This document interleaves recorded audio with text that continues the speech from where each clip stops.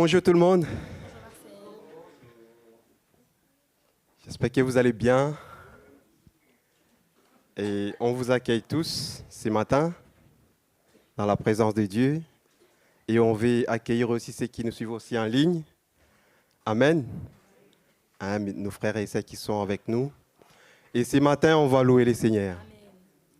Amen. Amen. Est-ce que vous êtes prêts? Amen. Est-ce que vous avez tapé les mains? Est-ce que vous allez chanter? Danser aussi. Caro me dit de danser aussi. Est-ce qu'on est prêts, mes frères et sœurs? Hein, vous savez, dans la Bible, il y a une histoire que j'ai lisée hier qui parlait de cet homme qui est né aveugle, de naissance, hein, que Jésus a guéri. Et je m'identifie beaucoup à cette personne parce que je suis né dans le péché. Oui. Et chacun d'entre nous, on est né dedans. Et un jour, Jésus est venu et il nous a purifiés. Hein? Il nous a pardonné nos péchés, mes frères et sœurs. Et juste ça, on peut acclamer le Seigneur. Amen. Non? On peut lui donner toute la gloire. Hein? Parce qu'il nous a donné la vie éternelle. On était destinés de la mort éternelle. Mais ce matin, on est des enfants de Dieu, hein, des gens qui sont sauvés, hein, qui vivent dans la maison de Dieu, et on va vivre éternellement avec lui. Et ça doit nous réjouir, mes frères et sœurs, ce matin. C'est pour cela que je vous invite de s'élever. Hein, ceux qui peuvent, donnons toute la gloire au Seigneur. Hein, il nous a libérés, il nous a pardonnés. La Bible nous dit... Il nous a pardonné même des péchés qu'on a encore fait, hein, des péchés qui viennent, péchés d'avenir, qu'on va peut-être faire après ce moment.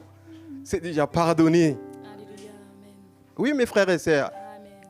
hein, le Seigneur a tout enlevé. Juste avoir un cœur repentant, un cœur qui demande pardon au Seigneur. Et tout est effacé, mes frères et sœurs. Et la joie revienne. Hein, pour louer notre Seigneur, pour l'adorer, pour lui donner toute la gloire ce matin. Donne-lui toute la gloire, mes frères et sœurs. Seigneur, nous te remercions. Nous te louons, Seigneur, pour tout ce que tu es, c'est vrai. Pour la louange que tu mets dans nos cœurs. Seigneur, nous voulons vraiment te remercier. Et nous voulons t'apporter nos louanges pour tout ce que tu fais, pour tout ce que tu as fait sur cette croix, Seigneur. Oui, Jésus, sois loué et sois béni ce matin. Acclamons le Seigneur, mes frères et sœurs. Quelle joie de venir louer le nom de Jésus.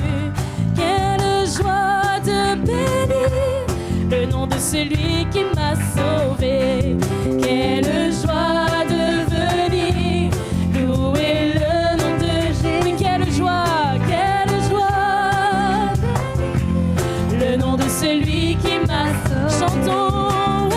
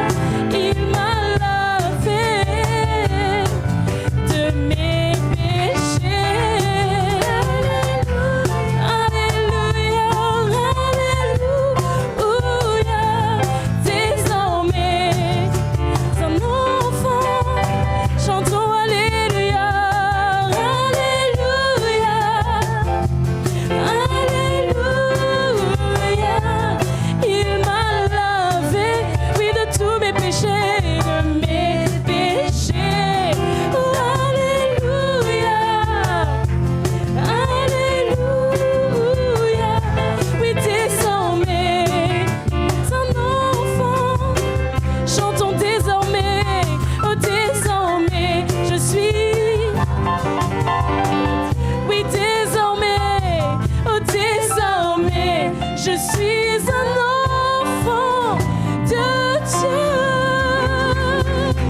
Alléluia.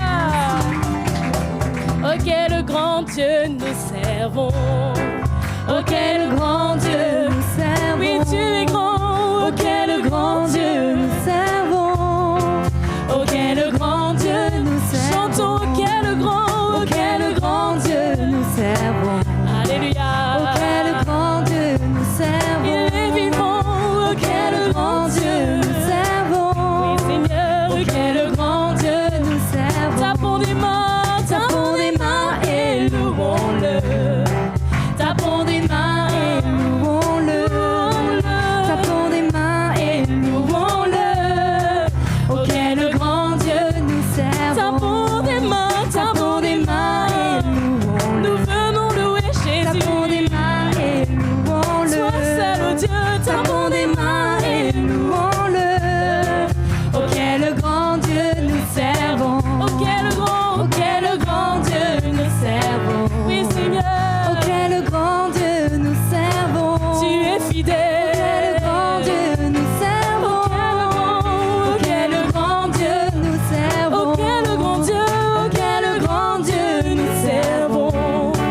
Oh, quel grand Dieu nous servons. Oh, quel grand Dieu nous servons. Oh, quel grand Dieu nous servons. Tapons des mains et louons-le. Oui, nous le louons. Tapons des mains et louons-le. Oui, nous le louons. Tapons des mains et louons-le. Oh, quel grand Dieu nous servons. Tapons des mains et louons-le. Louons notre Sauveur et louons-le. Il est Seigneur. Tapons des mains et louons-le. Oh, quel grand Dieu nous servons. Oh, quel grand Dieu. Oh, quel grand Dieu nous servons. Oh, quel grand Dieu nous servons. Oui, Seigneur. Quel grand Dieu nous servons, Seigneur. Celui qui nous a sauvés, celui qui nous a rachetés, celui qui n'a pas mesuré son amour pour nous, qui a tout donné. Rappelons-nous de ce jour de notre salut, où Jésus a donné son Fils, ce qu'il y avait de plus précieux pour lui. Il nous a donné, qu'on puisse se rassembler aujourd'hui, de toute couleur, de toute nationalité. C'est incroyable, mes frères et sœurs. Sans la grâce de Dieu, personne d'entre nous ne serait là ce matin. C'est uniquement par sa grâce. Rien par notre force, rien par notre intelligence. On a bien voulu des fois prendre un autre chemin. Mais sa grâce nous a trouvés. Sa grâce sur ce chemin nous a capturés. Et ce qu'on ressent ce matin, ce n'est pas de notre propre force. Cette joie qui envahit nos cœurs, ce n'est pas de nous ça. C'est uniquement la grâce de Dieu. Et on va chanter ce chant qui parle de la grâce de Dieu pour nous. Et si tu te sens infidèle dans la présence de Dieu, sache que lui demeure fidèle. Alléluia. La grâce de Dieu sur ma vie ne dépend pas de ce que je suis, de ce que j'ai fait. Mérité, c'est un don de miséricorde que le Seigneur m'a accordé à cause de son amour, son amour.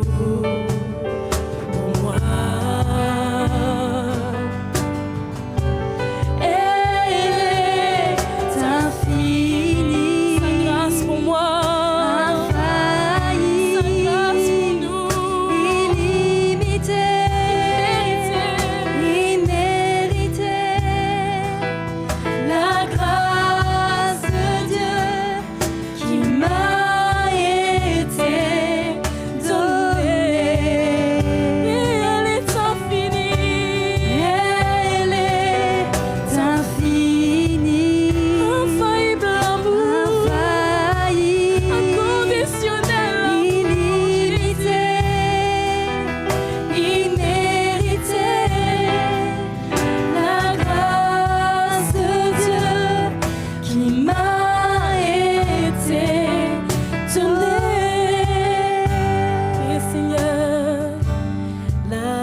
grâce de Dieu sur ma vie ne dépend pas de ce que je suis, de ce que j'ai fait.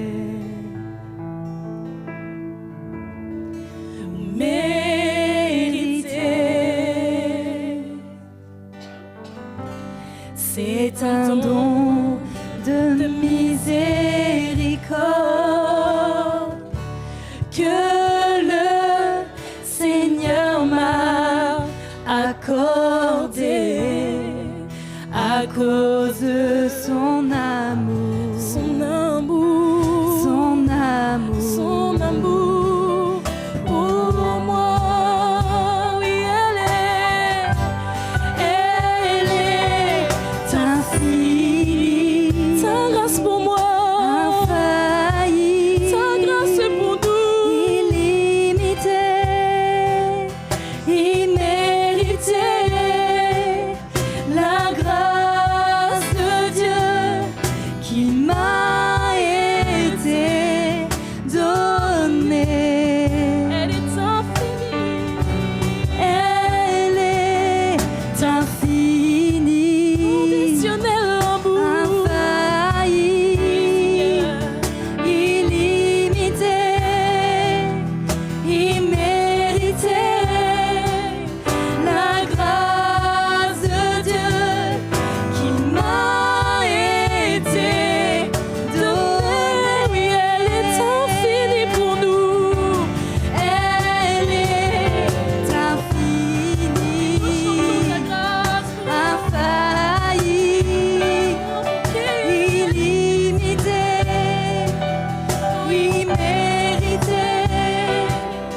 La grâce de Dieu qui m'a été donnée. Tu as tout donné pour nous. Elle est infinie, infaillible, illimitée. Oui, louons-le. Imméritée. La grâce de Dieu qui m'a été donnée. Mais Seigneur, nous t'adorons pour qui tu es. La grâce de Dieu qui m'a été donnée. Ta grâce, Jésus, ta grâce sur nos vies. La grâce de Dieu qui m'a été donnée.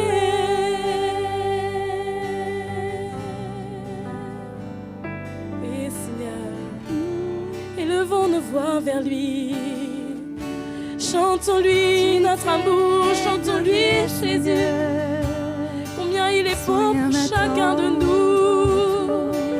Combien il est fidèle. Combien il prend soin de nous. Et ta grâce abonde, ta grâce, Seigneur. Jésus, nous nous sentons si petits devant toi. Ô toi le grand Dieu qui s'est abaissé pour nous.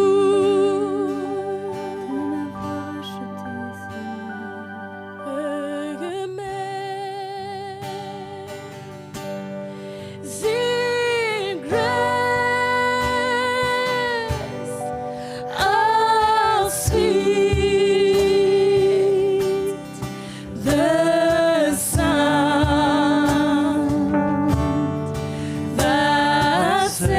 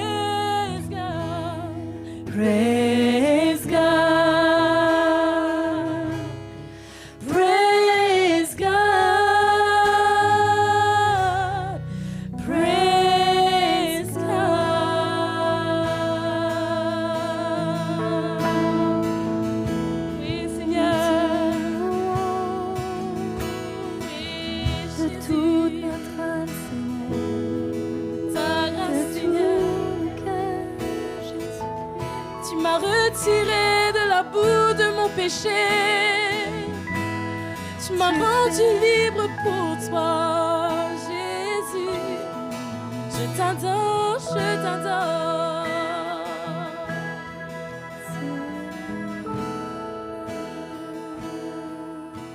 Je t'adore, Dieu tout-puissant. Nul n'est comme toi. Oh, je t'adore, Prince de paix. Oui, c'est ce que je veux faire. Oh, je te loue, car tu es ma justice, oui, ma justice. Oh, je t'adore, Dieu tout-puissant. Nul n'est comme toi, nul n'est comme toi. Je t'adore, oh, je t'adore, Dieu tout-puissant. Nul n'est comme toi, nul n'est comme toi. Oh, je t'adore, Prince de... Tu es le Prince de paix. Oui, c'est ce que je veux faire. Oh, je te loue, car tu es ma justice. Tu es ma justice. Oh, je t'adore, Dieu tout-puissant. Nul n'est comme toi. C'est la raison pour laquelle je vis. Oui, nous exprimons nos cœurs devant lui. C'est la raison pour laquelle je vis, Seigneur. C'est la raison pour laquelle je vis, pour t'adorer. C'est la raison pour laquelle nous vivons. C'est la raison pour laquelle je vis. Nous voulons vivre pour toi, Seigneur. C'est la raison pour laquelle je vis. C'est la raison pour laquelle je vis, pour t'adorer, mon Dieu.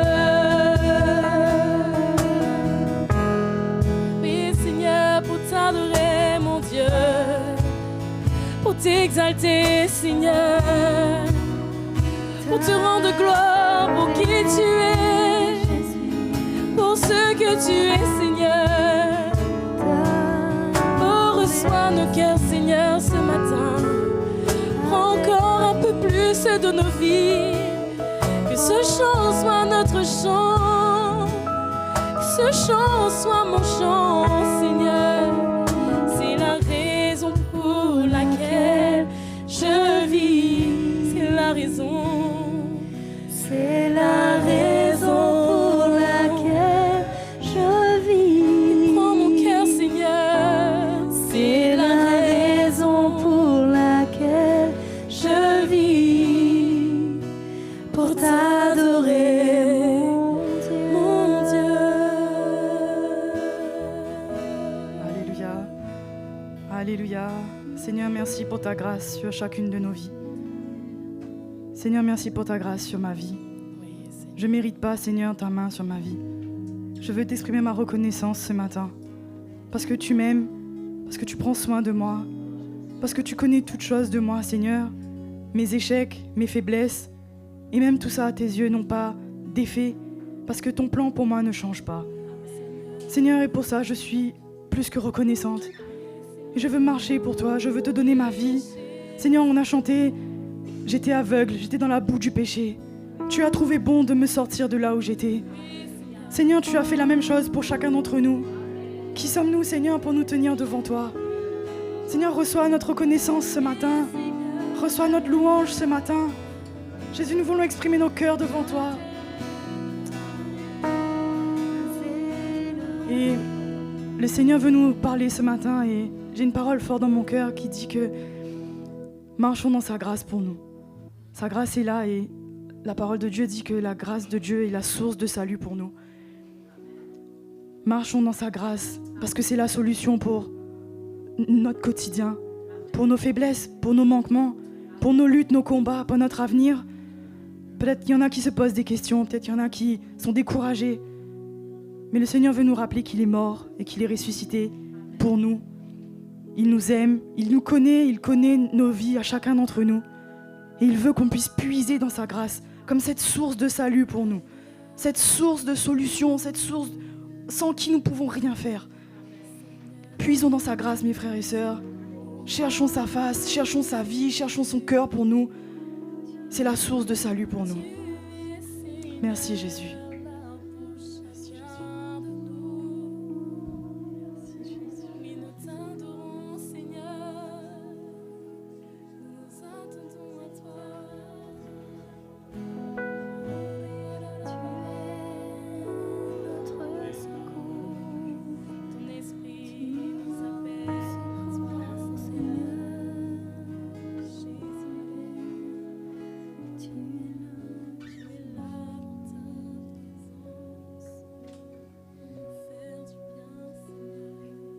Le Seigneur veut nous dire aussi ce matin qu'ayons confiance en lui. N'aimez pas la confiance à tout ce que tu vois avec tes yeux naturels. Mais ce que j'ai fait dans le secret, que tu ne vois pas, c'est plus grand que ce que tu t'imagines, dit le Seigneur ce matin. J'ai fait des choses dans le secret, autour de toi, dans ta famille, que toi tu n'imagines même pas.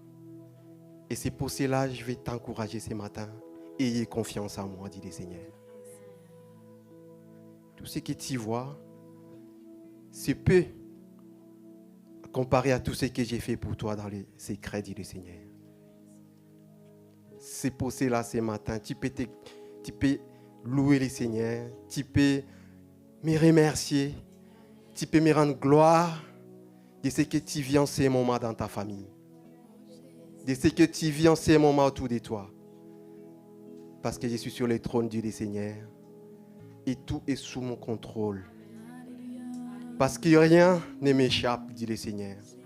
Toi, tu crois que ta situation m'échappe, mais rien ne m'échappe, dit le Seigneur. Et c'est pour cela que je t'invite ce matin. Ne regarde pas que dans le naturel.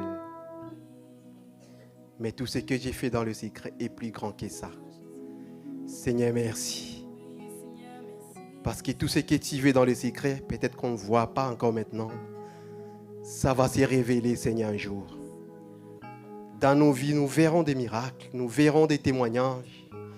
Nous viendrons devant toi avec un cœur plein de reconnaissance.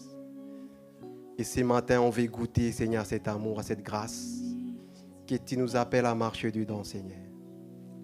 Nous t'adorons, Dieu. Tu es merveilleux. Tu es merveilleux.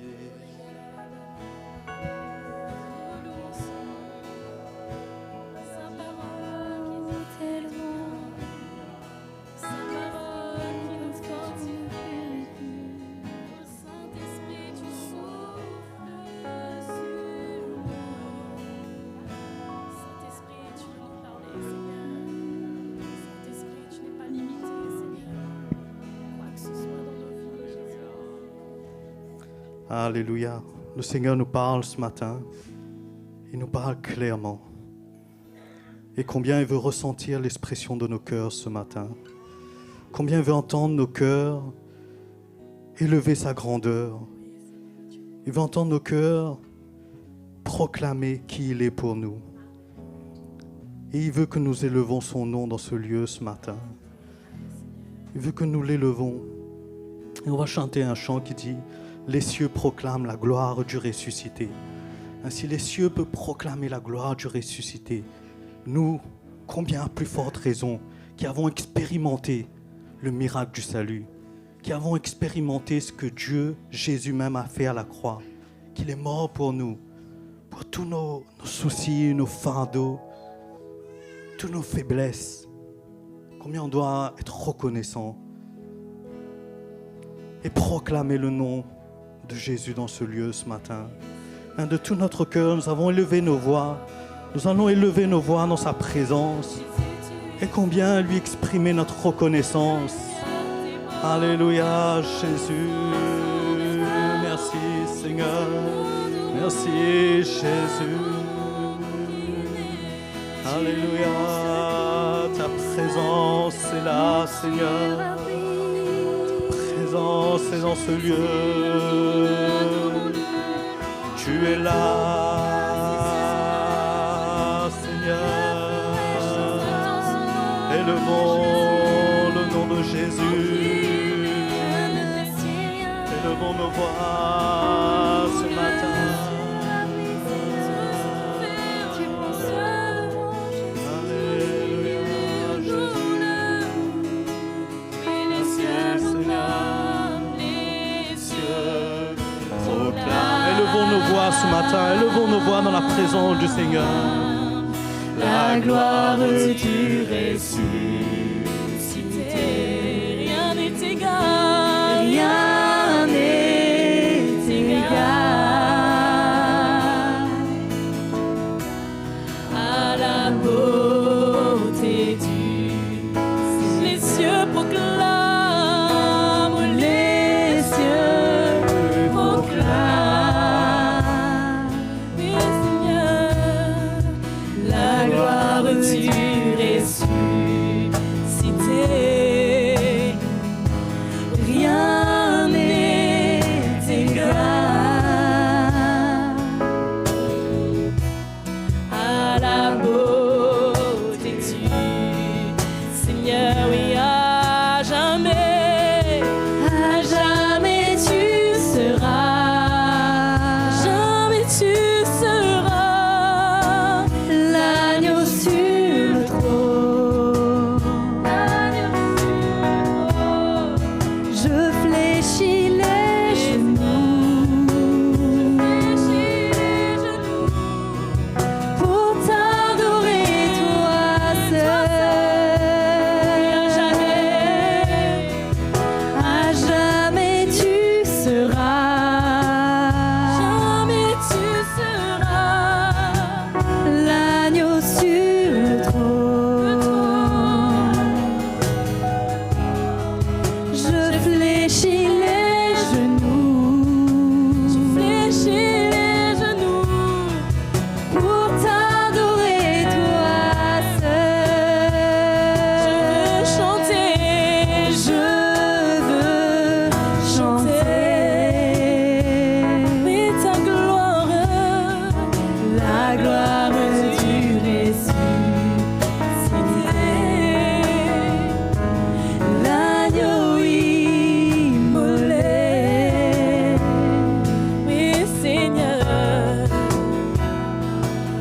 je t'ai, mon Dieu, je veux chanter, proclamer ton nom Seigneur, la gloire du ressuscité, l'agneau immolé.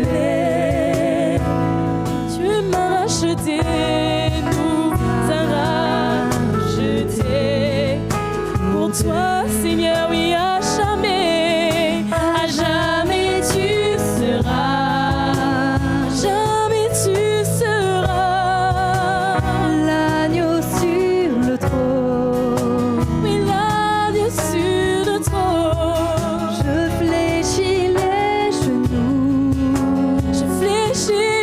genoux, pour t'adorer toi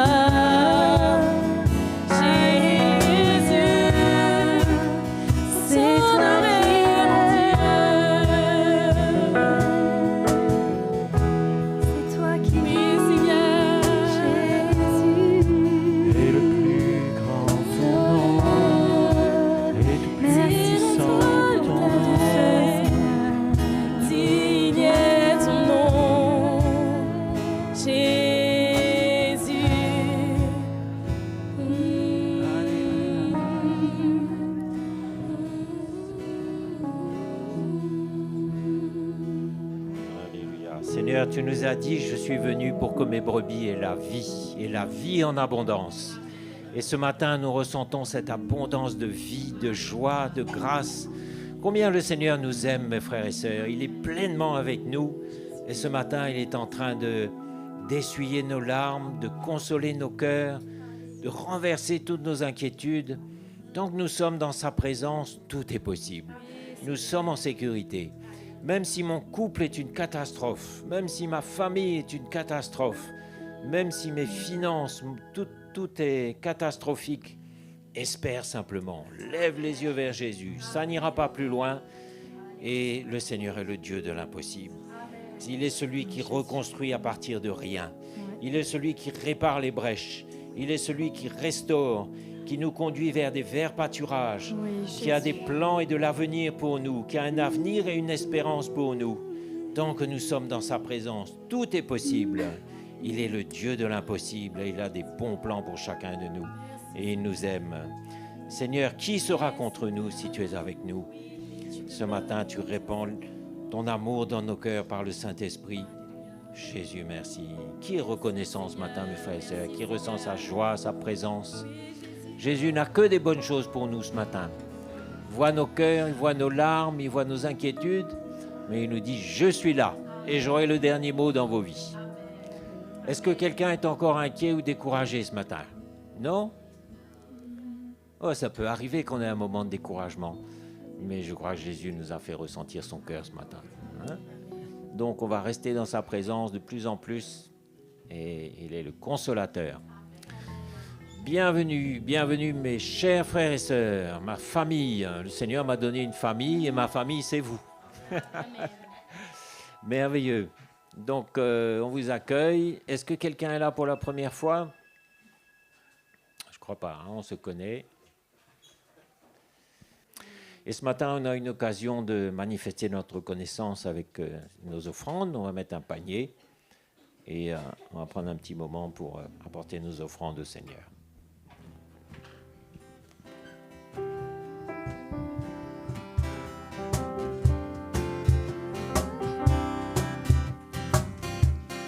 J'ai l'assurance de mon salut par la présence du Seigneur Jésus. Son sang m'a lavé, m'a acheté, et l'Esprit Saint m'a régénéré. C'est mon histoire, c'est là mon chant. Louez mon sauveur le jour durant. C'est mon histoire, c'est là mon chant. Louez mon sauveur le jour durant. Parfait repos, parfait repos, parfait bonheur.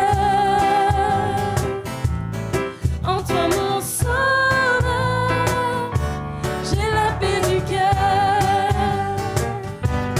Je veille en attendant ton retour.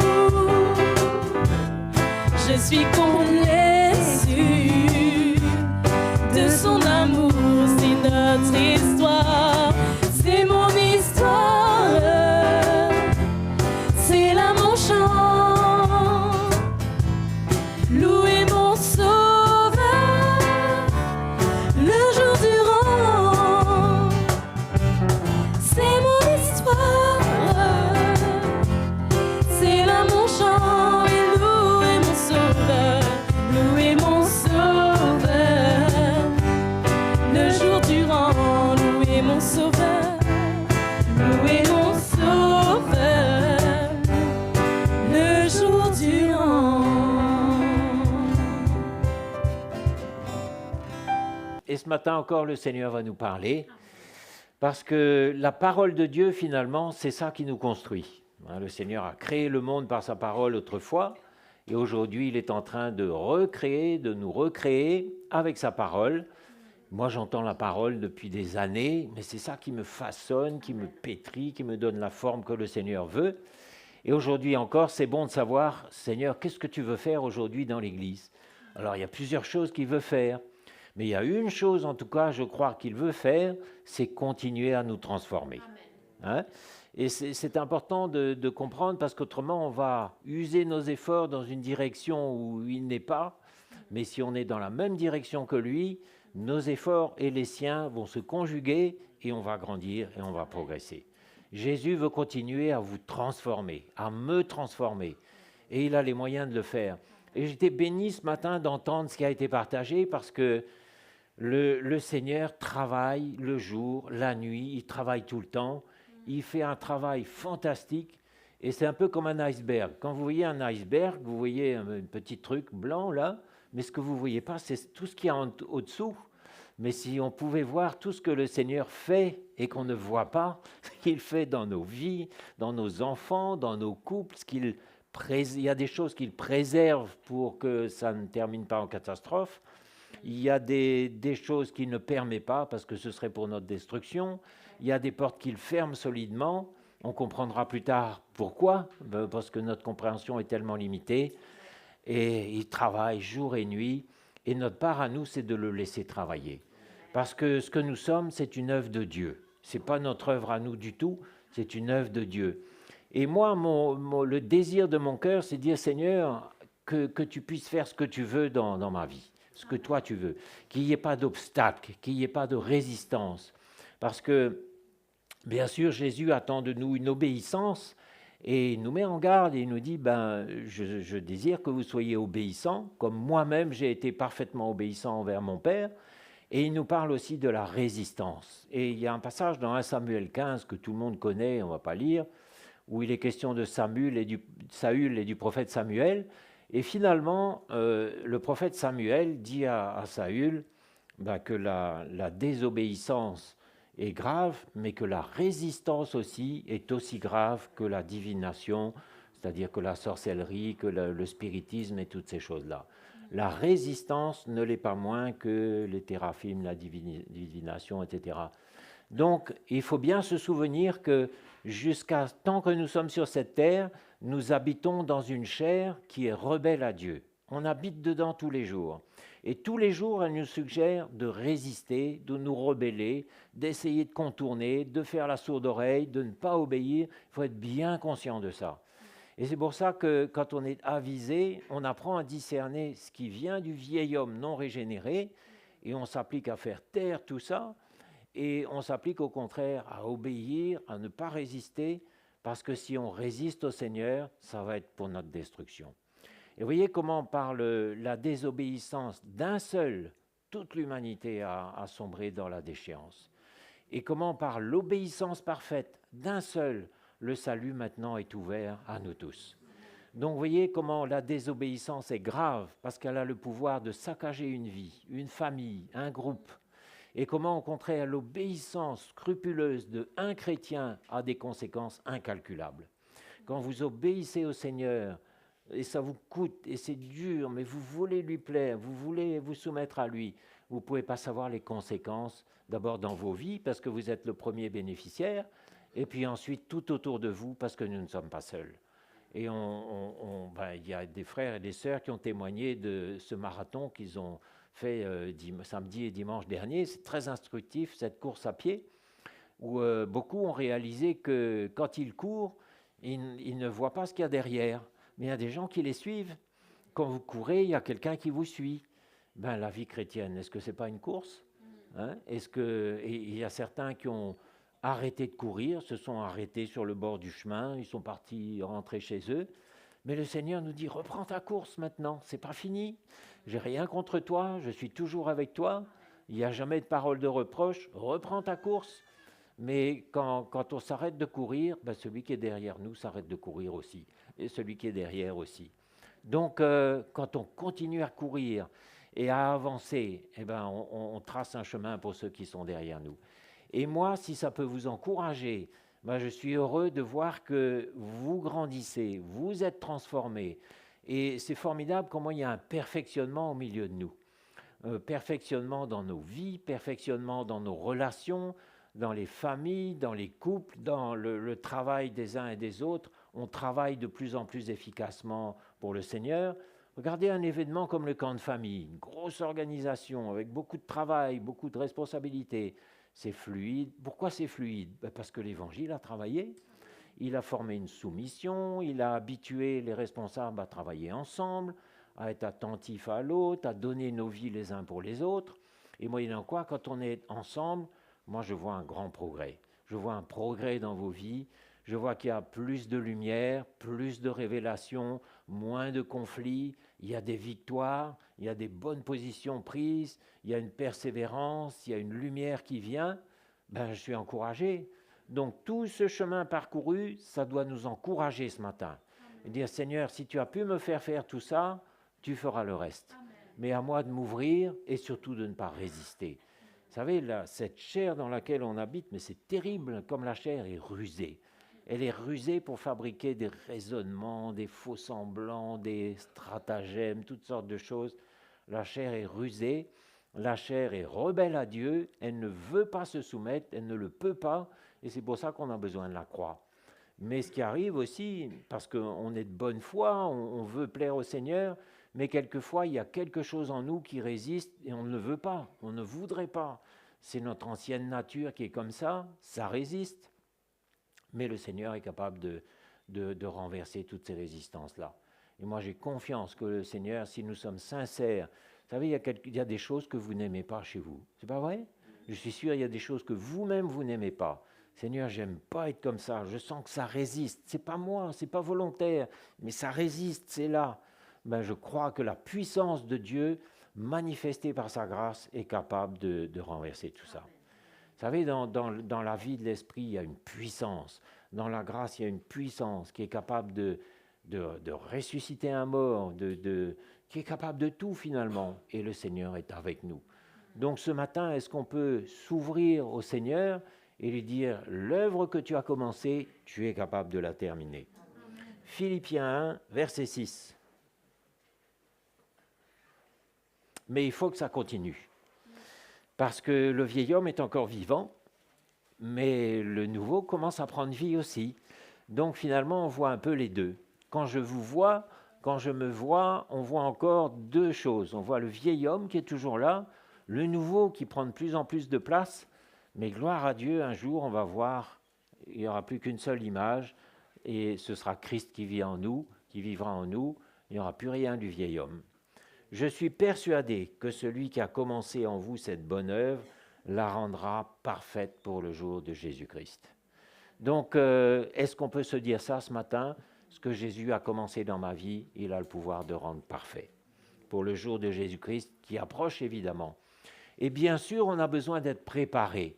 Il faut être conscient qu'on a besoin d'être préparé parce que, imaginez-vous qu'on va vivre à côté de Jésus, on va vivre en compagnie des saints, on va vivre parmi ces témoins de la foi, on va vivre dans un monde qui n'aura plus rien à voir avec celui d'aujourd'hui, où il n'y aura plus l'argent, le travail, la santé, les hôpitaux et tous ces trucs-là. Un monde où la gloire de Christ va régner sur toute la terre, un monde où Satan sera enchaîné dans l'abîme pour 1000 ans, il ne pourra plus séduire les nations, ni vous séduire, ni vous fatiguer. On va vivre dans ce monde parfait où la gloire de Christ va régner. On a besoin de se préparer, vous ne croyez pas? Un peu comme quelqu'un qui va à des noces, un mariage, on se prépare, on se fait coiffer, on s'habille, on se prépare. Le Seigneur est en train de nous préparer et il n'a pas fini. Il n'a pas fini. Vous savez, dans nos vies, il y a encore du vieux vin, il y a encore peut-être de la dureté, il y a encore peut-être des vieilles choses d'autrefois qui sont, vous savez, des vieilles choses racornies, là. Mais le Seigneur va emmener une onction fraîche au milieu de nous. Il va balayer tout ce qui est religieux, tout ce qui est poussiéreux, tout ce qui est routinier. Vous savez, la religion, ça a une odeur de naphtaline, une odeur c'est vraiment pas attirant. Alors que la vie, ça sent bon. Et Mickey, ce matin, parlait du parfum de la connaissance de Christ. Et nous sommes destinés à ça, à émaner le parfum de la connaissance de Christ auprès de ceux que nous allons voir dans la rue, où le Seigneur nous enverra, ou dans notre travail, ou là où nous sommes, sur notre lieu de travail. On est appelé à briller, à émaner le parfum de la connaissance de Christ, et que les gens ne voient plus X, Y, mais ils voient Jésus. Mais c'est possible ça, hein? Et il ne faut pas sous-estimer le dépôt que vous avez en vous. Il ne faut pas sous-estimer ça en se disant, je suis comme si, vous savez, on se voit dans le naturel. Mais réalisez un peu le dépôt, le trésor qui est là dans votre cœur. Il y a largement de quoi restaurer, redonner espoir à n'importe qui, de quoi guérir n'importe qui, de quoi évangéliser tout un pays. Il y a un trésor qui est là, chez vous. Il faut le chérir et laisser le Seigneur le développer et le faire fructifier. Il est juste que je pense ainsi de vous tous, parce que je vous porte dans mon cœur. Jésus nous porte dans son cœur. C'est merveilleux de ressentir cet amour-là. Et quand on ressent l'amour de Jésus, nos cœurs fondent et on est prêt à tout pour lui. On est prêt à se soumettre, on est prêt à obéir. Quand on a ressenti, c'est ça la merveille de la grâce, c'est qu'on a ressenti le cœur de Jésus. On n'a pas ressenti sa loi, ses exigences, mais on a ressenti son amour inconditionnel. Notre cœur a fondu. Quand on rencontre Jésus, notre cœur fond. Et après, on est prêt à tout. On dit, Seigneur, fais ce que tu veux, emmène-moi où tu veux. Et le Seigneur ne rencontre plus aucune résistance et il nous emmène de progrès en progrès, de victoire en victoire, de gloire en gloire. Et on va voir la gloire de Christ briller sur nos visages de plus en plus. Mais il faut prendre à cœur ce travail. Jésus veut me travailler aujourd'hui, cette nuit, demain. Il veut encore remporter des victoires, me libérer, me dépouiller, me revêtir et me travailler sans arrêt parce que le Seigneur ne s'arrête jamais. Nous, quelquefois, on dort, quelquefois, on prend un peu de vacances, mais lui, il ne dort ni ne sommeille. C'est écrit, hein? Car Dieu m'est témoin que je vous chéris tous avec la tendresse de Jésus-Christ. Voilà l'apôtre, le cœur de l'apôtre, le cœur des apôtres. Ils nous chérissent avec la tendresse de Jésus-Christ. Et ce que je demande dans mes prières, c'est que votre amour augmente de plus en plus et en pleine intelligence pour le discernement des choses les meilleures, afin que vous soyez purs et irréprochables pour le jour de Christ, remplis du fruit de justice qui est par Jésus-Christ à la gloire et à la louange de Dieu. Voilà ce que les apôtres demandent pour nous, que notre amour augmente non seulement en quantité, mais en connaissance et en intelligence. Aimer, ça s'apprend. Ça, c'est un apprentissage. On apprend le cœur de Dieu. Parce qu'il y a beaucoup de gens qui ont un grand cœur, mais en même temps, ils blessent, ils sont émotionnels, ils interviennent à contre-temps, ils fatiguent. Et si j'aime mal, mais je vais fatiguer celui que j'aime. Je vais le saouler, je vais le fatiguer. Et il va me dire, écoute, tu me fatigues, tu me saoules, pour parler familièrement.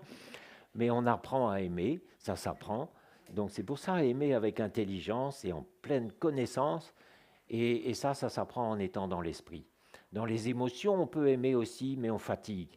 Mais quand on est dans l'esprit, on aime comme le Seigneur et on respecte. On se connaît le bon timing, on sait quand il faut parler, quand il faut étendre ses ailes, quand il faut relâcher. Ça, c'est pas facile avec nos enfants.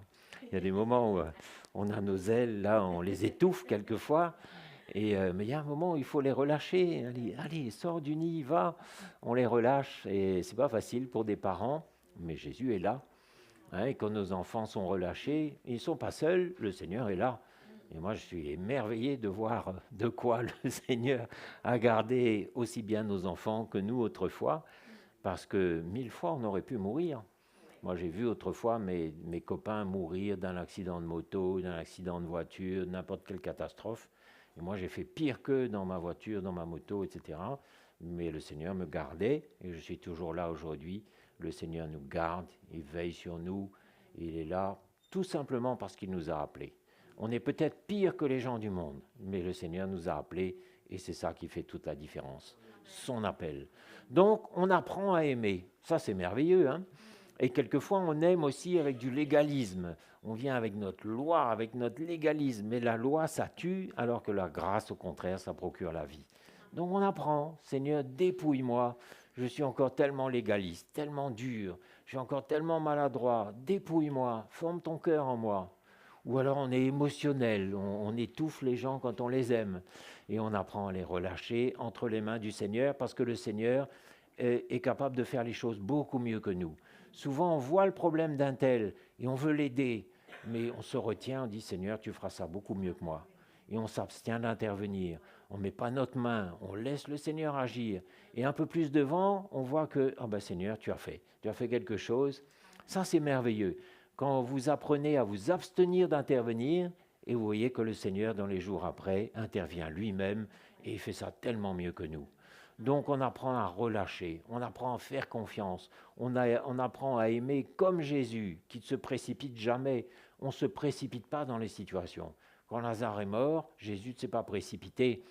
Quand il y a une catastrophe autour de vous, ne vous précipitez pas, restez dans l'esprit. Ça, c'est le plus grand secret que je connaisse, de rester dans l'esprit.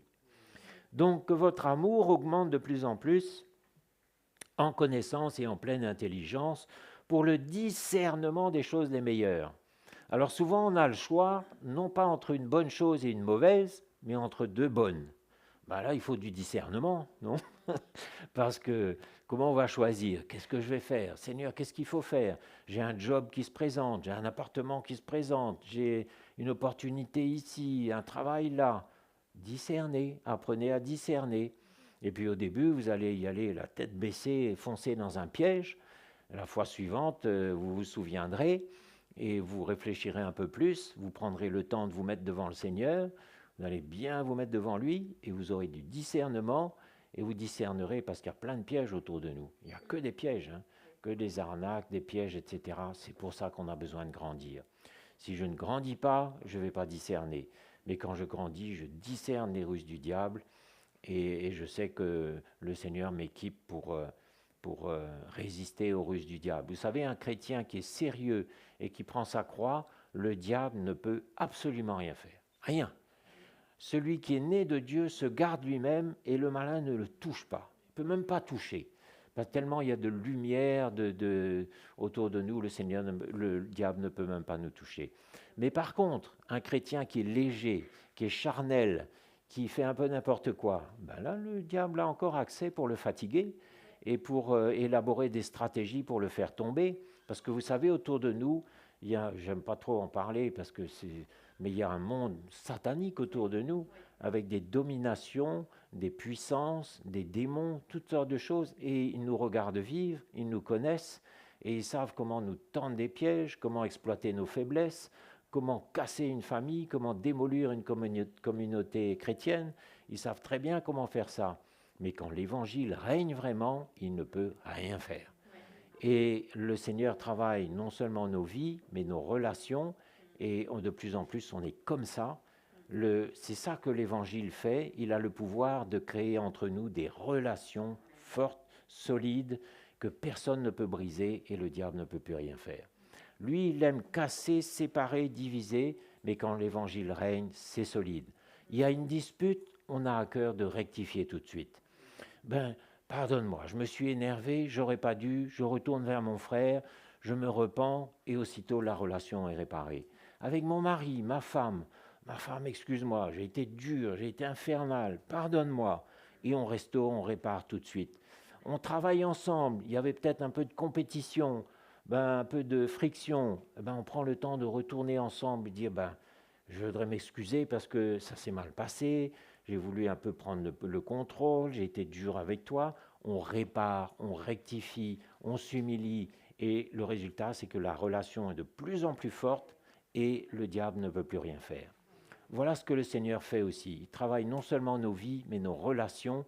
Et ça, on partageait ça dimanche dernier à La Ciotat, qui est une église toute nouvelle. C'est quelque chose qui est infiniment précieux et que Dieu fait au milieu de nous. Parce que dans le monde chrétien, il y a une foule de chrétiens nés de nouveau, mais complètement indépendants. Et ça, ce n'est pas le corps de Christ. Le corps de Christ, ce sont des chrétiens ensemble, avec des relations fortes, qui s'aiment, qui donnent leur vie les uns pour les autres, qui se connaissent, qui travaillent ensemble, qui vivent ensemble. C'est ça le corps de Christ, avec des liens solides, qui forment un solide assemblage. Mais aujourd'hui, le monde chrétien, ce sont des chrétiens éparpillés, indépendants, Ce sont des communautés où on te dit bonjour, que Jésus te bénisse, et puis on ne se connaît pas, on ne se fréquente pas pendant la semaine, on ne fait jamais rien ensemble, on ne se connaît pas du tout. Ce n'est pas le corps de Christ, ça. Ça, c'est, il y a un pied ici, une jambe là, un bras par là-bas, un petit doigt par là-bas. Mais le corps de Christ, c'est un assemblage solide, et ça, c'est la merveille que Dieu est en train de faire. Donc, si c'est dur, si ça coûte, si ça fait mal, réjouissez-vous parce que le fruit est magnifique. Vous savez ce qu'on vit là? C'est rare, hein? C'est rare. C'est pour ça que c'est infiniment précieux. Et moi, je vous dis, continuez à laisser le Seigneur travailler parce qu'il va emmener ça encore plus loin. Et après, quand on va œuvrer pour le Seigneur, parce que bien sûr, il nous travaille, mais il a des plans aussi. Il va nous envoyer dans la rue, on va évangéliser, on va guérir les malades, on va chasser les démons. Tout ça, ça va arriver. Ne vous inquiétez pas. Mais ma part aujourd'hui, c'est que le Seigneur puisse continuer à me transformer. D'accord? C'est bon? Donc, on a cette direction-là, on peut avancer. Hein? Donc, le discernement. On a besoin de discerner afin que nous soyons purs et irréprochables pour le jour de Christ, remplis du fruit de justice qui est par Jésus-Christ, à la gloire et à la louange de Dieu. Et vous voyez comment les frères qui prêchent l'Évangile nous parlent du fruit de l'Esprit, des fruits de l'Esprit en ce moment. Hein. Ils nous parlent de la patience, ils nous parlent de la douceur, et ils nous parlent de la maîtrise de soi, le fruit de l'Esprit. Et quand le Seigneur travaille nos vies, de plus en plus, on va avoir ces fruits-là. On va avoir une vraie patience, on va avoir une vraie douceur, et non pas une émotion doucereuse, là, un peu comme de l'eau de rose, une vraie douceur. Vous savez qu'il y a beaucoup d'autorité dans une douceur? Une petite parole douce peut être pleine d'une autorité qui vient du Seigneur et qui va avoir un grand impact, qui peut calmer une colère, qui peut apaiser une foule. Une petite parole douce dans l'esprit, ça a beaucoup plus de poids et d'autorité que des chrétiens qui fabriquent, qui sautent, qui pilent et qui font beaucoup de bruit. La douceur est une force. La vraie douceur du Seigneur est une force. La maîtrise de soi, la patience, voilà dont il est question, les fruits de l'esprit qui doivent abonder à la gloire de Dieu. Hein? Donc c'est ça que le Seigneur veut voir. Mais aujourd'hui, on voit encore un peu les fruits de la chair. On voit l'énervement, la colère, l'impatience. Et je suis comme vous. Hein. Moi aussi, je me suis repenti dans le secret de mon cœur pour des attitudes où j'ai été bien nul, où je suis je suis passé complètement à côté, mais je ne veux pas rester comme ça. Donc, si vous ne voulez pas rester comme vous êtes, tout va bien. Hein? Qui veut changer? Vous voulez tous changer? C'est merveilleux. Le Seigneur voit ses mains levées. Et je suis persuadé que celui qui a commencé en vous cette bonne œuvre la rendra parfaite pour le jour de Jésus-Christ. Philippiens 1,6, oui, donc 1 Corinthiens 1, verset 8. Ça dit un peu la même chose. Il vous affermira aussi jusqu'à la fin pour que vous soyez irréprochables au jour de notre Seigneur Jésus-Christ. Dieu est fidèle, lui qui vous a appelé à la communion de son Fils, Jésus-Christ, notre Seigneur. Il vous affermira. Donc, affermir, ça veut dire devenir ferme. Ferme dans ses sentiments, ferme dans sa foi. Et quand on est ferme, on ne se laisse pas facilement impressionner, paniquer, bouger, déstabiliser. C'est ça que l'Évangile fait en nous, c'est qu'on devient quelqu'un de ferme. Hein. Et ça, c'est précieux parce que dans les temps qui viennent, l'ennemi va tout faire pour essayer de nous déstabiliser, de nous bouger. Et un chrétien charnel, on le déstabilise très facilement. L'ennemi fait ça et il tombe dans la panique, dans la colère, dans n'importe quoi. La communauté se divise, le couple se divise, la famille éclate. Un chrétien charnel, le diable peut faire ce qu'il veut. Mais nous, avec la croix que nous prenons tous les jours, l'ennemi, je vous le dis, ne peut rien faire. Hein? Celui qui est né de Dieu se garde lui-même et le malin ne le touche pas. Il vous affermira jusqu'à la fin pour que vous soyez irréprochables au jour du Seigneur, ce jour qui approche.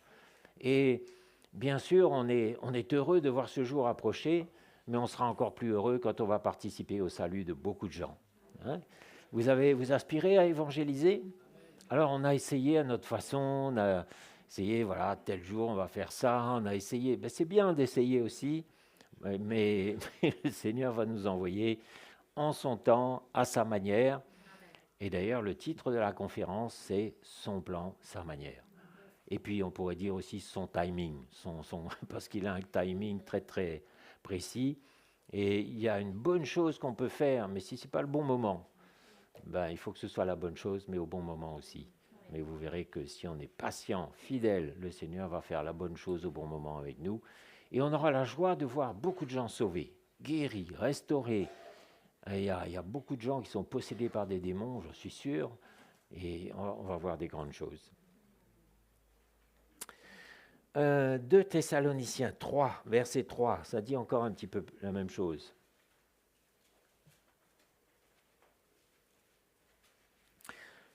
Le Seigneur est fidèle, il vous affermira et vous préservera du malin. Ben voilà, exactement, il vous préservera du malin. 2 Thessaloniciens 3, verset 3. Le Seigneur est fidèle, mais c'est vrai qu'il est fidèle. Et quand nous sommes infidèles, qu'est-ce qui se passe? Il demeure fidèle. Bon, il ne faut pas en profiter non plus. Il ne faut pas être léger et se dire, ben, c'est pas grave. Non, le Seigneur ne dit jamais, c'est pas grave. La femme qui avait péché, la femme qui a été prise en flagrant délit, ben, il ne lui a pas dit, c'est pas grave. Il lui a dit, va et ne pêche plus.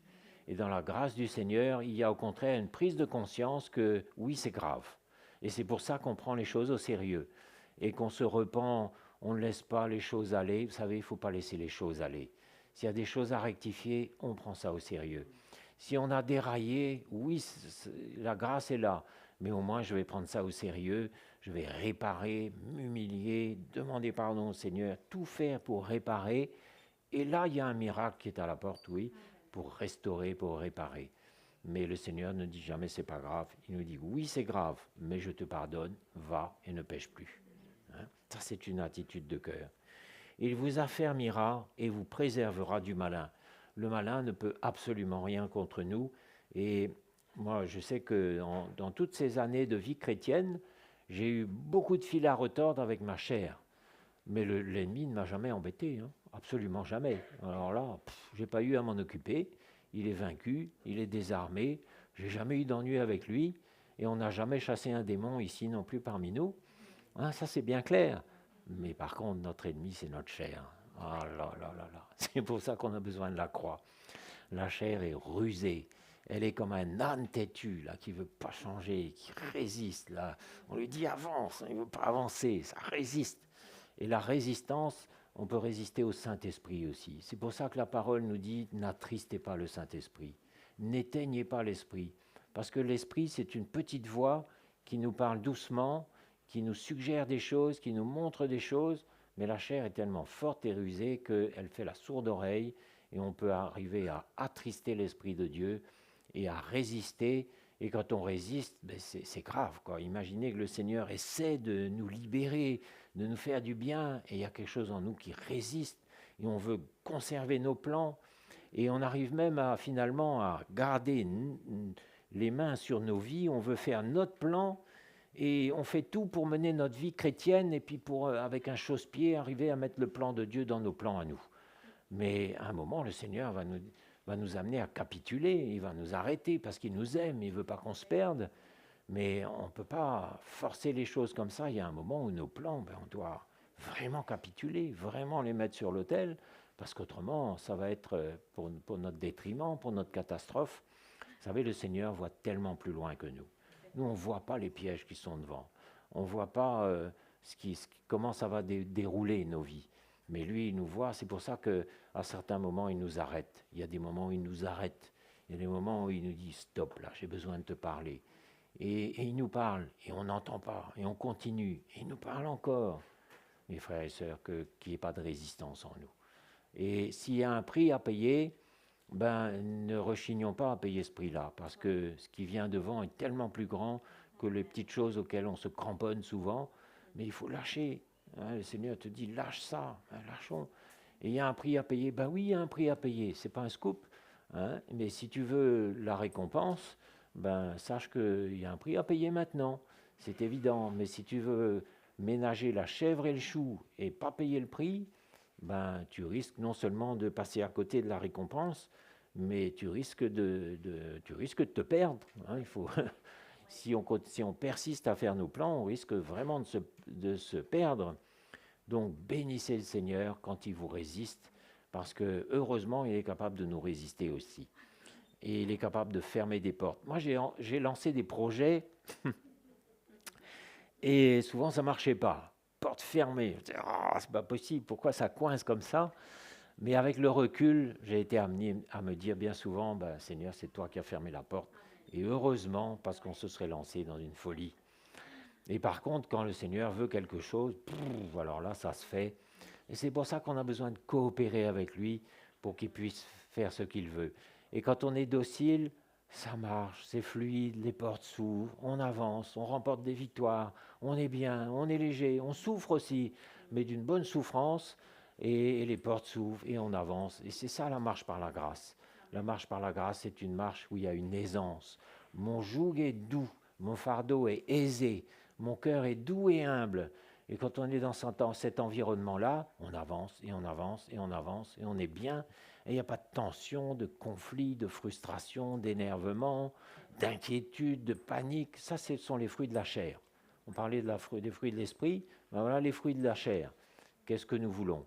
Je crois qu'il y a un moment où on va dire, Seigneur, je suis fatigué de lutter avec ta main, je suis fatigué de résister, aide-moi, je ne veux plus résister. Et on capitule et on pleure un bon coup. Et qu'est-ce qu'on est bien après? Oh, le Seigneur veut qu'on soit bien, paisible, tranquille, peut-être dépouillé d'un tas de choses, peut-être avec plus grand-chose, mais au moins on est bien. Et c'est ça le trésor, hein, c'est pas autre chose. Personne n'a un trésor sur la terre, mais le trésor, il est dans notre cœur. Donc,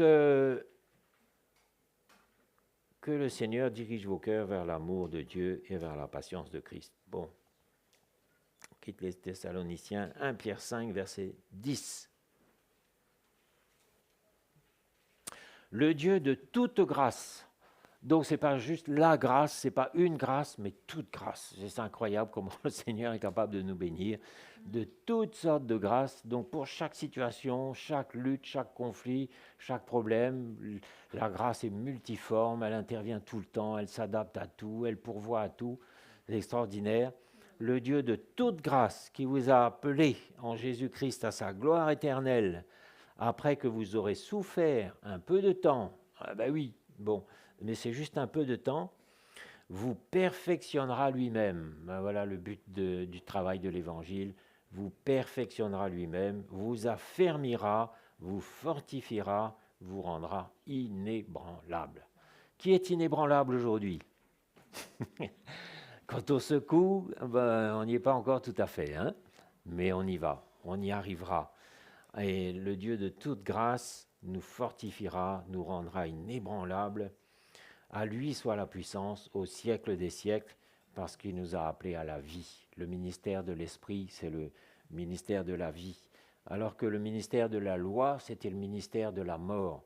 La loi, ça tue. Et je relisais dans les Écritures, c'est frappant de voir que quand Dieu a emmené la loi au peuple d'Israël, quand Moïse est monté sur la montagne, ça s'est mal passé. Tout de suite, la loi a emmené la mise en relief des transgressions, puis le Seigneur s'est irrité et il y a eu 3000 morts. Quand Dieu a donné la loi au peuple de Dieu, il y a eu 3000 morts. Vous pouvez lire ça, si vous voulez, dans Exode, chapitre 32, alors que quand le Seigneur a donné le Saint-Esprit, le jour de la Pentecôte, il y a eu 3000 personnes qui sont nées de nouveau. Une abondance de vie, 3000 personnes nées de nouveau. La loi vient, 3000 morts. L'Esprit vient, 3000 personnes qui naissent de nouveau. On dirait que le Seigneur veut restaurer, veut réparer, veut ramener la vie là où il y avait la mort. Beaucoup d'entre nous, nous étions sous la loi. On était en train de croupir sous la loi, écrasés sous des règlements, des obligations, des interdits. Ça aussi, le Seigneur veut nous en débarrasser. Là où est l'Esprit, là est aussi la liberté.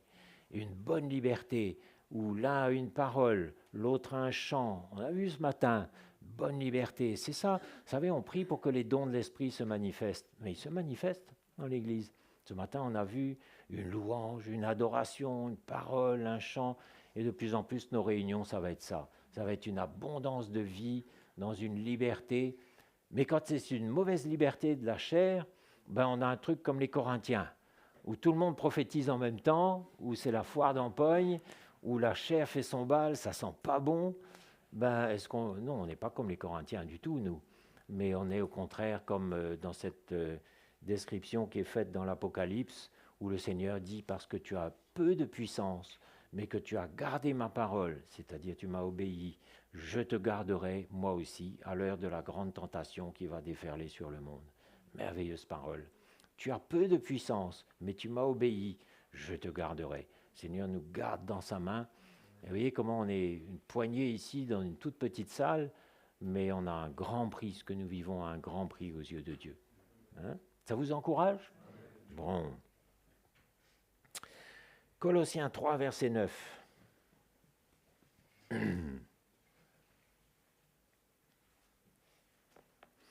Ne mentez pas les uns aux autres, vous étant dépouillés du vieil homme et de ses œuvres. Dépouillement. Alors, qui a envie d'être dépouillé? Moi, j'aime pas trop, mais si on veut être revêtu, il faut d'abord être dépouillé. Et vous savez, moi, je connais le vieux Jean-Charles, j'aime pas. J'ai envie que ça change, que le Seigneur me finisse de me dépouiller. C'est comme un oignon, vous avez déjà épluché un oignon, vous enlevez une peau, puis une autre peau, puis une autre encore. Ben, le vieil homme, il est comme ça. Je ne sais pas ce qui va rester à la fin, peut-être pas grand-chose, mais le Seigneur a besoin de me dépouiller encore. Je n'ai pas envie de rester comme je suis. Je veux que le Seigneur me perfectionne, qu'il me libère encore, qu'il m'emmène plus loin. Il y a encore des choses qui sentent le vieil homme. Vous étant dépouillés du vieil homme et de ses œuvres, et ayant revêtu l'homme nouveau, qui se renouvelle, renouvellement, le Seigneur fait toutes choses nouvelles tous les jours, qui se renouvelle dans la connaissance selon l'image de celui qui l'a créé. Il n'y a ici ni grec, ni juif, ni circoncis, ni incirconcis, tout ça n'a plus aucune importance, ni barbare, ni scythe, ni esclave, ni libre, mais Christ est tout et en tous. Ainsi donc, comme des élus de Dieu, saints et bien-aimés, revêtez-vous. Alors de quoi on va se revêtir après avoir été dépouillé? De sentiments de compassion, de bonté, d'humilité, de douceur, de patience. Ben voilà exactement ce que Mickey prêche ces jours-ci. Hein? Voilà le programme un peu pour nous. C'est bon? Donc tu es irritable, ben, le Seigneur va former chez toi une douceur et une patience. Tu n'arrives pas à te maîtriser, tu es encore emporté par des tas de choses, ben, le Seigneur va former la maîtrise de soi. Et ça, c'est une œuvre de Dieu. N'oublions jamais que c'est une œuvre de Dieu. Moi, je ne peux pas, avec ma bonne volonté, appliquer ce que j'entends demain. C'est impossible. Je ne veux même pas essayer parce que je vais être déçu. Je vais me dire, bah, j'y arrive pas et je vais me décourager.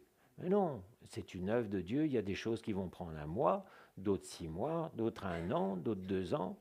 Mais moi, je vois l'œuvre de Dieu chez vous. Et ça me réjouit. Je vois des choses qui bougent, des choses qui changent.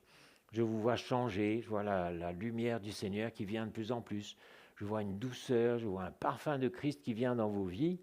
Alors que, on ne va pas s'étendre. Mais on vient de loin, hein, beaucoup d'entre nous. Et il y en a qui viennent de nulle part. Il y en a d'autres qui viennent d'endroits où c'était très légaliste. Mais tout ça est en train d'être dépouillé, enlevé, et il y a maintenant l'esprit de l'Évangile qui règne. Vous savez, l'esprit de l'Évangile, c'est le bon esprit qui règne quand tout ce qui est du vieux vin, tout ce qui est du légalisme, tout ce qui est de la loi, de toutes ces choses qu'on a connues autrefois, quand tout ça a été balayé, il reste l'esprit de l'Évangile. Quand on a tous l'esprit de l'Évangile, on est en phase, on est au diapason. Quand on chante, on a le même chant. Quand on prie, on a la même prière. Quand on sort dans la rue, on aura la même idée pour intervenir. On va bouger. Vous avez vu déjà un banc de poissons à la télévision, comment ça se déplace? Vous avez vu ça? Je ne sais pas comment ça, je ne peux pas expliquer ça. Vous voyez 1000 poissons qui bougent comme un seul corps. Moi, j'aime bien regarder les vidéos du monde sous-marin, c'est tellement beau. Et quand vous voyez ce banc de poissons qui bouge comme un seul homme, un seul corps, vous vous dites, wow, ça c'est le miracle du Seigneur. Ben, nous, les chrétiens, on est des petits poissons, hein, et on va bouger comme ça, une unité de l'esprit. L'esprit va nous emmener par là, toute l'Église va bouger par là. L'esprit va bouger dans un autre sens, on va bouger dans l'autre sens. L'unité de l'esprit, la même pensée au même moment, le même projet au même moment. On va venir dans cette unité de l'esprit parce que la chair aura disparu. Voilà ce que le Seigneur est en train de faire. Quand vous prenez votre croix, quand vous êtes sérieux, quand vous vous humiliez, vous prenez la parole de Dieu au sérieux, il est en train de faire ça au milieu de nous. C'est encourageant, hein? Et je peux vous dire, ça fera toute la différence. Parce que dans la parole de Dieu, il est question de 10 vierges, et qui étaient, c'est-à-dire 10 chrétiens, hein? Mais il y en a 5 qui étaient folles et 5 qui étaient sages, merci beaucoup. Ben, un jour, on va voir la différence. Pour l'instant, on ne voit peut-être pas trop, mais un jour, il y a des vierges folles qui vont dire au secours, on n'a plus d'huile, aidez-nous. Mais nous, aujourd'hui, on est en train de mettre de l'huile dans nos lampes. C'est ça que vous êtes en train de faire. Vous mettez de l'huile dans vos lampes, et quand je ne sais pas quoi va se passer, vous aurez une provision d'huile, vous aurez une sagesse, vous aurez un discernement, vous aurez un parfum de Christ qui va émaner de vos vies, vous aurez un discernement, vous aurez toutes ces choses-là, vous aurez de l'huile dans vos lampes. Mais celui qui n'aura pas pris sa croix, qui n'aura pas été sérieux, qui aura été charnel, qui aura été léger, ben, il va être à sec, il va paniquer, il va repartir dans le monde, il va se décourager, il va perdre la foi peut-être, il va appeler au secours, paniquer, parce que qui sait ce qui va arriver demain, on n'en sait rien. Donc aujourd'hui, vous êtes en train de mettre de l'huile dans vos lampes. Hein? Ça aussi, ça nous réjouit. Hein? Alors moi, ça me donne du courage pour faire ce qui n'est pas facile, pour prendre ma croix, mourir à moi-même, me remettre en cause, m'humilier, supplier le Seigneur pour qu'il m'emmène là où je ne voudrais pas. Ça me donne du courage. Parce que le but, ça va être glorieux, quoi. Hein? Ça va être vraiment glorieux. Éphésiens 6, verset 12. Un peu ce que je vous disais tout à l'heure. Car nous n'avons pas à lutter contre la chair et le sang. David, lui, il luttait contre la chair et le sang. En face de lui, il avait les Amalécites, les Philistins, etc. Il sortait l'épée et il a fait couler beaucoup de sang. Bon, c'était comme ça à l'époque, hein. Mais c'était un homme de guerre. Et c'est d'ailleurs pour ça que Dieu a confié la réalisation du temple, non pas à lui, mais à son fils, parce que c'était comme ça à l'époque. Mais nous, on n'a pas à lutter contre la chair et le sang, mais contre les dominations, les autorités, les princes de ce monde de ténèbres, contre les esprits méchants dans les lieux célestes. Voilà l'environnement spirituel. Si nos yeux étaient ouverts, on verrait tout cet environnement-là qui est autour de nous tout le temps. Et ils sont coordonnés, organisés, ils ont des stratégies, ils savent comment nous tendre des pièges. Et c'est pour ça qu'on a besoin de se fortifier. Hein, parce que celui qui est vraiment fortifié, tout ce cirque-là n'a aucun pouvoir sur nous. Mais c'est une réalité. Hein. C'est pourquoi prenez toutes les armes de Dieu afin de pouvoir résister dans le mauvais jour et tenir ferme après avoir tout surmonté. L'ennemi tend son piège, vous passez outre, vous résistez et il est obligé de capituler. Il est vaincu. Hein. Et après, il parle de toutes les armes de la justice, les chaussures, le zèle, le bouclier de la foi, etc. Faites en tout temps par l'Esprit toutes sortes de prières et de supplications. Veillez à cela avec une entière persévérance et priez pour tous les saints. Merveilleux. Donc, on voit un petit peu plus ici le programme du Seigneur, c'est évident. Hein? Et puis, alors, je crois qu'on va rester là pour le moment. Galates 5, verset 16, je dis donc, marchez selon l'Esprit et vous n'accomplirez pas les désirs de la chair. Galates 5, verset 16, et on va terminer là-dessus, marchez selon l'Esprit. Comment le Seigneur nous conduit? Il nous conduit avec son Saint-Esprit. Et le Saint-Esprit, c'est notre conscience, et je suis sûr que vous êtes d'accord que le Saint-Esprit nous parle tout le temps. Tout le temps. Hein? Quand on s'engage dans quelque chose qui n'est pas bon, on ressent un check dans notre cœur, et il faut devenir de plus en plus sensible au Saint-Esprit. Et on va ressentir aussi les bonnes choses, on va ressentir où aller, quoi faire, quoi dire, quand se taire, sensibilité au Saint-Esprit. C'est ça, marcher par l'Esprit, écouter la voix du Saint-Esprit. Et on n'accomplira pas les désirs de la chair. Voilà. Donc le Seigneur nous a donné son Esprit pour nous conduire dans toute la vérité, pour nous aider à discerner, pour nous instruire, pour nous éclairer, et on va entendre sa voix de plus en plus. Si je suis rempli de ma chair, si je suis charnel encore, je ne vais même pas entendre la voix de l'Esprit. Je vais entendre que ma chair qui a faim, qui a soif, qui a envie de manger, qui a envie de dormir, qui a envie de sortir, qui a envie de tout. Mais quand je commence à faire mourir tout ça, là, je commence à entendre la voix de l'Esprit. Mais on ne peut pas entendre les deux en même temps, hein, c'est bien difficile. Donc, quand on prend notre croix, on va entendre la voix de l'Esprit. Et comme l'Esprit est un, eh ben, c'est la même voix qui va se faire entendre parmi nous tous. Et encore une fois, on va être dans l'unité de l'Esprit. Hein? Donc, le Seigneur a des bonnes choses pour nous. Vous êtes d'accord? Le Seigneur a des bonnes choses. Il veut encore travailler. Qui est prêt à se laisser travailler? Hein? Moi, j'ai envie. Et ça va faire mal. Vous êtes d'accord? On aura des choses à délaisser, à se repentir, à rectifier. Mais il y a la vie qui va sortir de là. La vie, comme à la Pentecôte, 3000 hommes convertis. Alors que quand Moïse est redescendu du Sinaï, tout de suite, la loi avait fini d'exposer le péché. Le peuple avait fait un veau d'or avec la complicité d'Aaron. L'Esprit de Dieu s'est irrité et ça s'est terminé en catastrophe. 3000 morts. Vous voyez ce que c'est que la loi? Vous voyez ce que c'est que le légalisme, la dureté de cœur? La loi, ça emmène la mort, mais l'esprit de vie, ça emmène la vie. Seigneur, merci pour cet esprit de vie, pour ta grâce. Seigneur, quand ta grâce se manifeste, nos cœurs fondent. Nos cœurs sont conquis et nous voulons t'obéir et nous voulons nous soumettre. Et nous voulons nous soumettre à ta volonté parce que nous savons, Seigneur, que tu vas faire de nos vies des beautés. Tu as le pouvoir de nous emmener jusqu'à la perfection. Tu as le pouvoir, Seigneur, de faire de nos vies quelque chose qui émane le parfum de la connaissance de Christ. Seigneur, tu veux que nous soyons comme toi, que nous transportions ta parole et que nous soyons tes ambassadeurs. Continue à nous travailler, continue à nous dépouiller, à nous changer. Merci Jésus.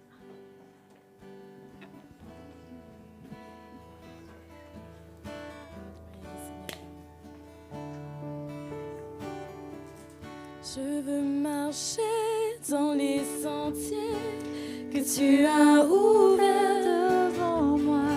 Je veux obéir à ta voix.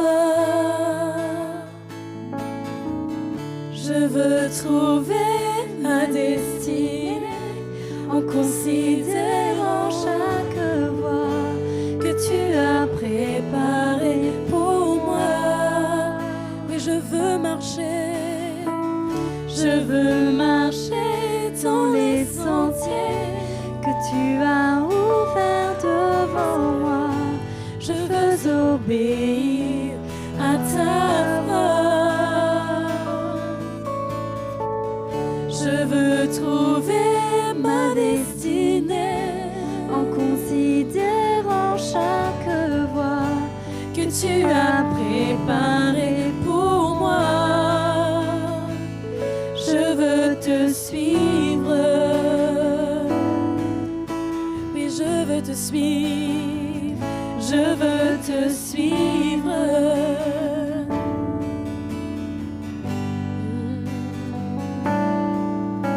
Ce n'est pas en suivant les voies de ma propre sagesse que je goûterai à son allégresse.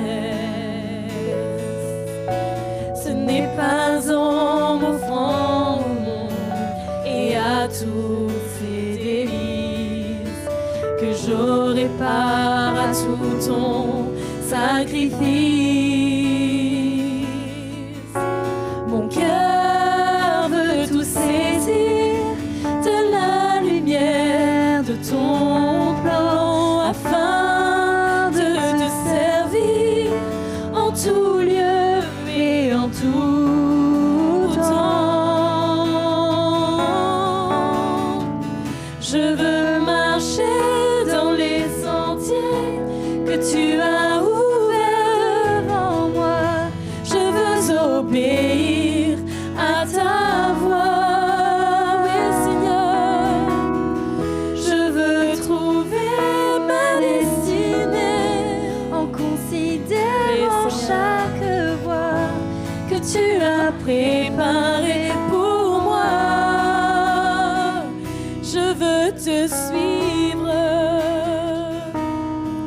et Chantons, je veux te suivre, je veux te suivre. Chantons, je veux te suivre, je veux te suivre, Seigneur. Je veux te suivre, je veux te suivre. Je veux te suivre. Merci Seigneur, merci Jésus. Seigneur, merci de nous avoir appelés. Merci pour le plan merveilleux que tu as pour nos vies. Seigneur, ton plan est très précis. Tu es comme un architecte qui sait exactement ce que tu veux faire dans nos vies. Et je crois que nous tous ici, dans la sincérité de notre cœur ce matin, nous voulons changer. Nous voulons que tu nous changes. Mais peut-être que certains d'entre vous ressentent qu'il y a quelque chose en eux qui résiste. Il y a cet âne têtu qui résiste, qui ne veut pas se laisser mettre le joug sur son cou. Et le Seigneur veut vous aider. Dans sa grâce, il est capable. Et il vous dit, viens, dépose tes armes, dépose tes plans, dépose tout ce qui est têtu et résistant dans tes pensées. Laisse-moi te délivrer, te dépouiller, car ça gêne ta marche, ça la freine.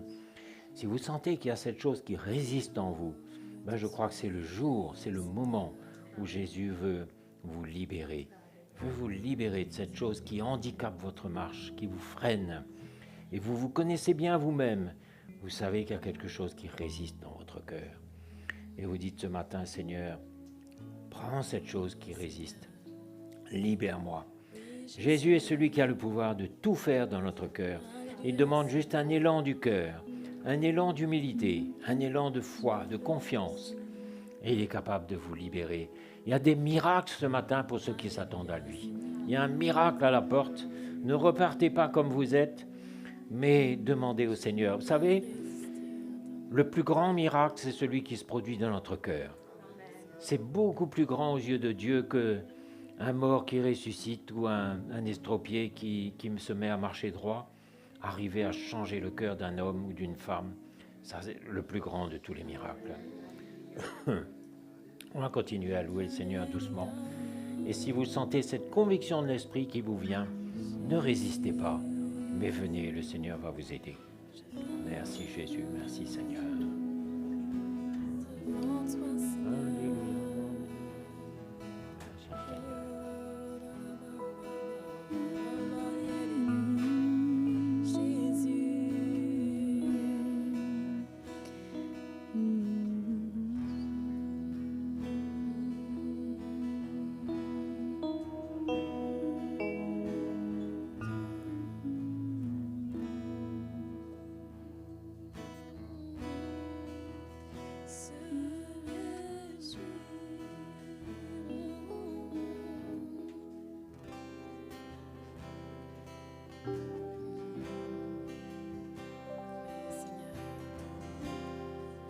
Un esprit brisé et un cœur contrit, tu ne rejettes pas, tu ne méprises pas.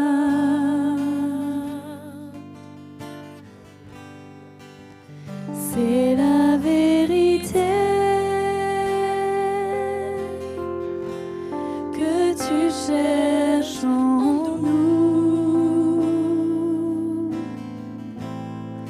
Un esprit brisé devant toi, Seigneur, et un cœur contrit. Un esprit brisé, un esprit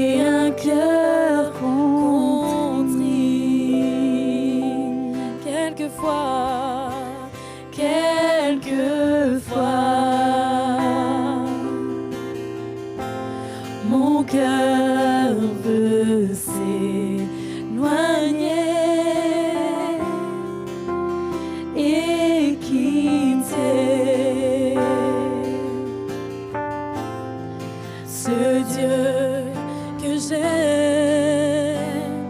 Voilà nos cœurs, voilà mon cœur. Prends-le pour toi, Seigneur. Attache-le, attache-le à toi, Attache-le à toi. Voilà mon cœur, voilà mon cœur. Prends-le pour toi, Seigneur. Attache-le, attache mon cœur à toi, Seigneur. Attache-le à toi. Voilà mon cœur, voilà mon cœur. Prends-le pour toi, Seigneur. Attache nos cœurs à toi, Seigneur. Attache-le à toi. Oui, Seigneur.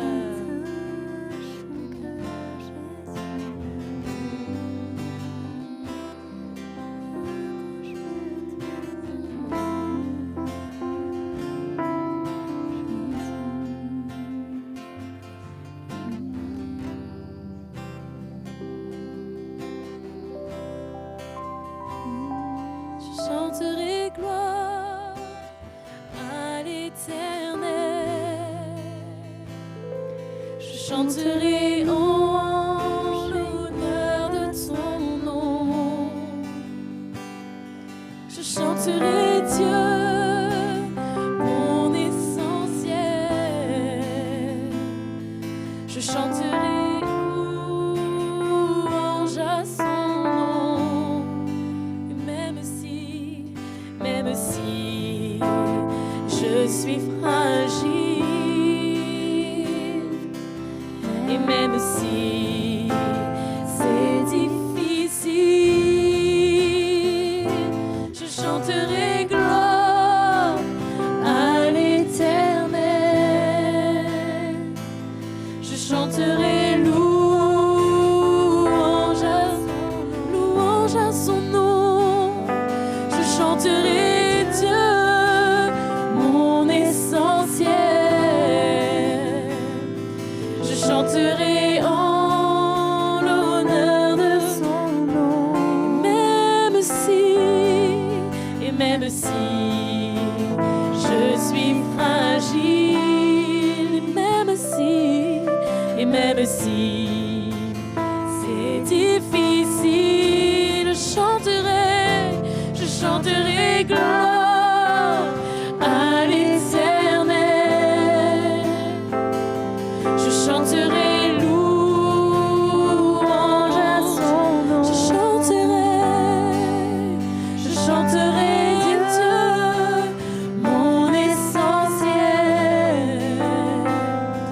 Je chanterai en l'honneur de son nom. Et même si je suis fragile, et même si c'est difficile, je chanterai gloire à l'Éternel. Je chanterai louange à son nom. Tu es mon essentiel. Je chanterai Dieu, mon essentiel.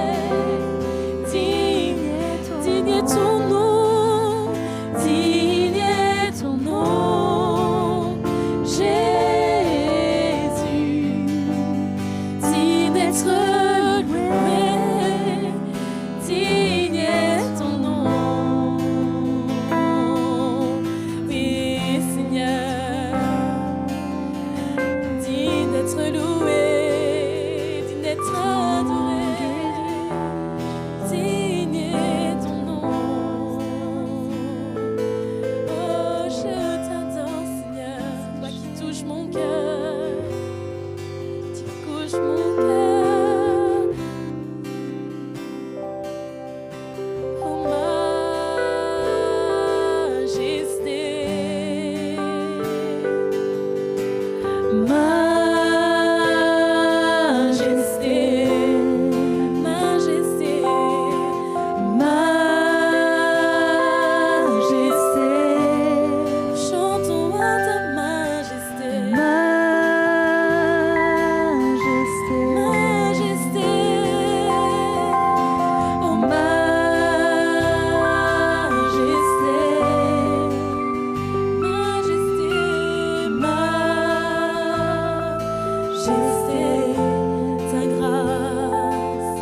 Ta grâce m'a trouvé telle que je suis. Je n'ai rien à moi, je n'ai rien à moi, mais en toi je vis. Chantons majesté, majesté,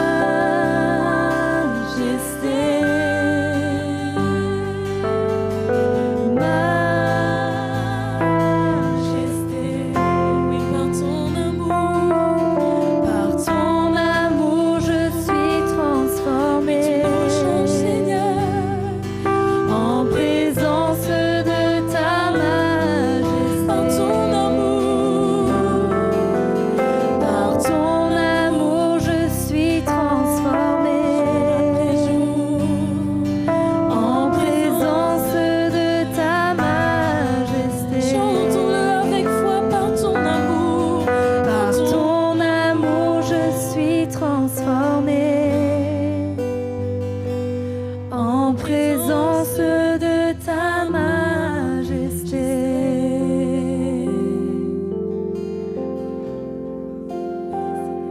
Alléluia.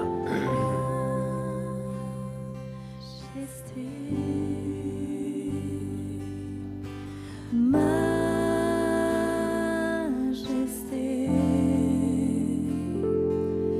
ta grâce m'a trouvé telle que je suis. Je n'ai rien à moi, mais sans toi je vis.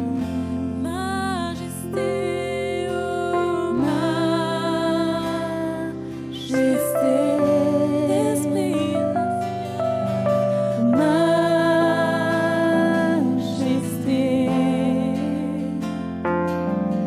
Par ton amour je suis transformée. En présence de ta majesté. Oui, Seigneur, tu es là. Ton esprit nous touche, Seigneur. Ton esprit nous visite, chacun de nous. Alléluia.